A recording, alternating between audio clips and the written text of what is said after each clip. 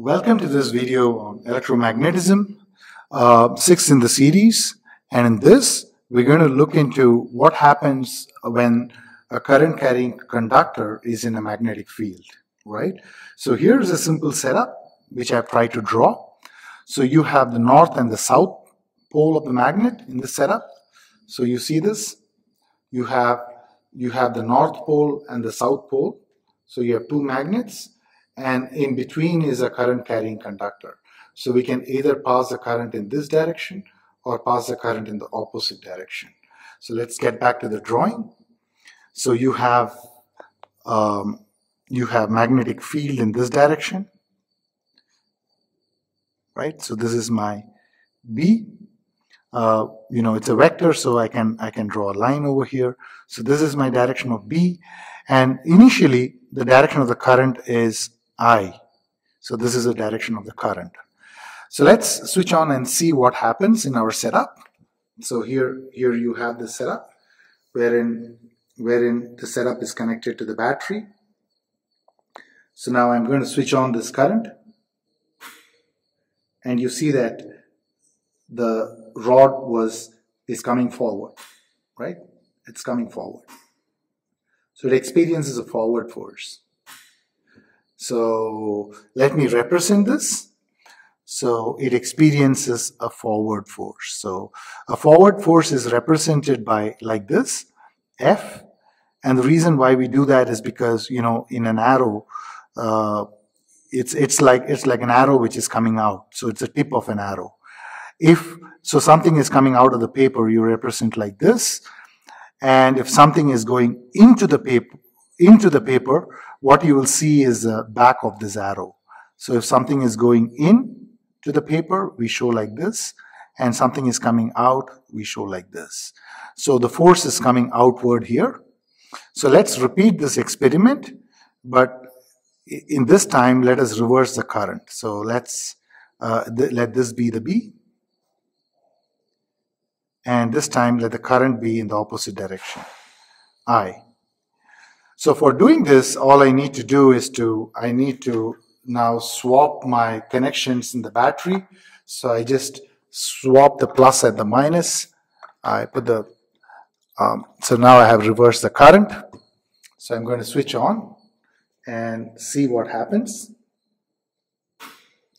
This time you see it is gone in. You can see this again.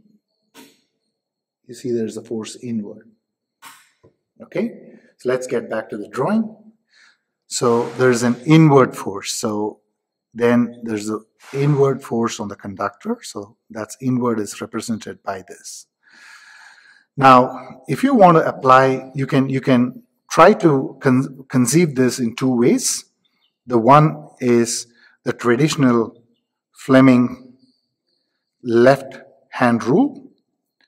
So in his left hand rule, your index finger is your magnetic field. So if your index finger is this is the index. So this is F, and this is B, and this is I. So the first thing I have to do is I have to orient my B in such a way that this finger points to the I. So B and I, and my thumb is coming out. So that's why you have the force which is outward. In the second one, your B is given by the magnetic field is given like this, but your current is in the opposite direction. So this finger is like this, and this finger is like that. So your thumb is going inward. So your thumb is going inward, and that is why you have, that shows that you have the force which is inward. But again, I really don't like the Fleming left-hand rule representation, because you have to, roll your fingers too much. The other way of thinking about this is the force is equal to I into L cross B.